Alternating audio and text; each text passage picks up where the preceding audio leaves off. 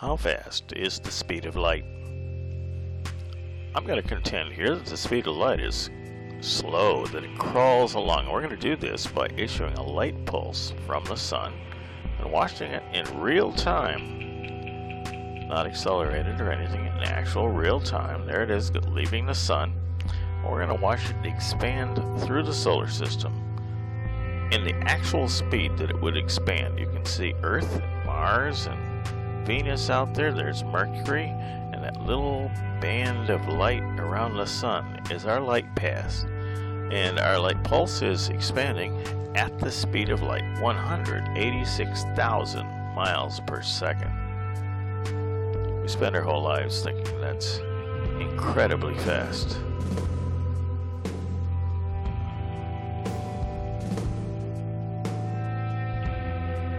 You may remember that the speed of light brings light to Earth in 8 minutes, but you'd have probably never really internalized that before to realize just how slow is light. We're watching the band expand from around the sun at the speed of light toward Earth, Mars, Venus, Mercury. There's the band of light.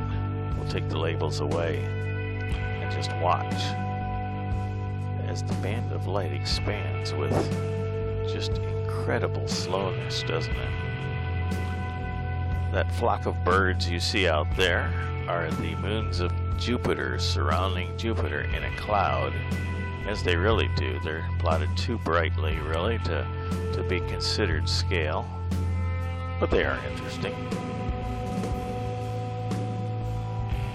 You can see that the band of light is going out exactly on the ecliptic. Not every planet is on the ecliptic, but the ecliptic is defined by the Earth, so this band of light will hit Earth directly. Let's see what it does for some of the other planets.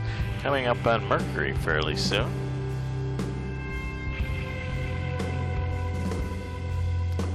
Remember, this is real time. This is the time that the light pulse would really take to get to the planets. And you're looking at an actual scale model of the solar system. Notice how 186,000 miles per second, which is a snail, compares to the pitiful 1,000 mile an hour spin speed of the equator of the Earth. You can't see any movement at all there.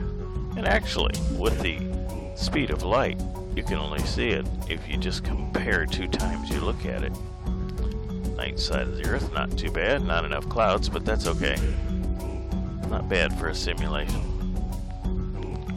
Let's zoom out and see where this pulse is right now. Trying to zoom in on the sun. That's surprisingly difficult with all the different solar system objects. This has hundreds of asteroids in it, and clicking at a random spot, you're going to click on the asteroids. So let's see if we can't get the sun here. There we go. And we just passed Mercury is what it looks like from here. Let's take a look at that. Yes, we did. Coming up on Venus next. I don't have a timer going, so you're just going to have to time it yourself, but the speed of light is slow, isn't it? This is actual time that it would take for this pulse to pass that amount of distance. We're seeing the ring is it's comprised of dots, and as the ring moves away from the sun, these dots get further and further apart, which illustrates that the light is less intense as it recedes from its source, the surface of the sun. You can see Neptune out there. Juno, that's an asteroid. There's Vesta, second largest asteroid. There's that cloud around Jupiter. We're going to back off, look at from about the orbit, well, somewhere around Neptune, and you can see the cloud of asteroids around the center of the solar system. Those are all the asteroids you see plotted there. Each one of those is a real asteroid. You can click on that asteroid and ask what its name is, what its orbital elements are. This is an amazing simulation. It's Universe Sandbox Squared. I bought it from, not the Thunderstorm, I bought it from Steam for $24.99. It's a bargain. Now our light pulse is crawling out toward Venus at the pitifully low speed of light, 186,000 miles per second. We'll take a look at it in just a second.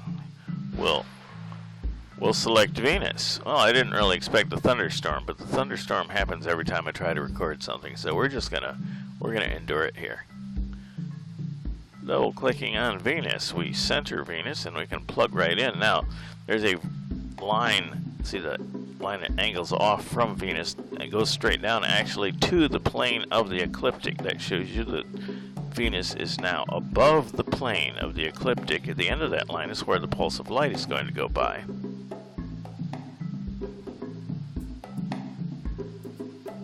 Zoom out a little bit. There goes the line of dots. That's our light pulse, and it is now past Venus. Slowly expanding. You can see that the light is sparse enough now. If we zoom in far enough, we kind of lose it.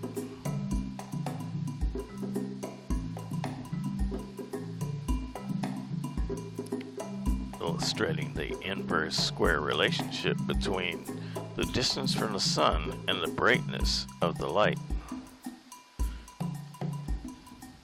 Looking at Earth here. And since Earth defines the ecliptic, this pulse will go right through the Earth. So everybody say cheese. In mere moments, this light pulse at the speed of light will go through the Earth. Brought to you in living color by Universe Sandbox Squared. In the background.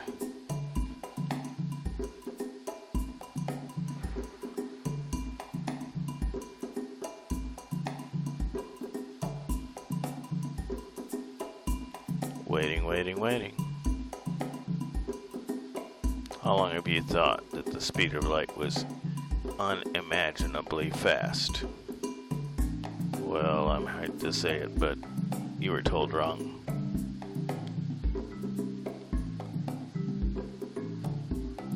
There's the pulse. The diameter of the pulse is now about 180 million miles in diameter. Here it comes. We zoomed out a little bit so we can see the pulse a little better, and the pulse is nearing Earth.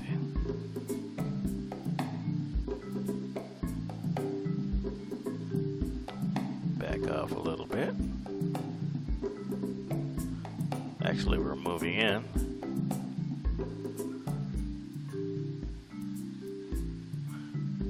That's the moon right there.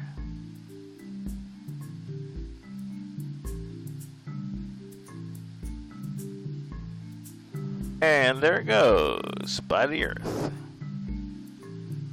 Just amazing.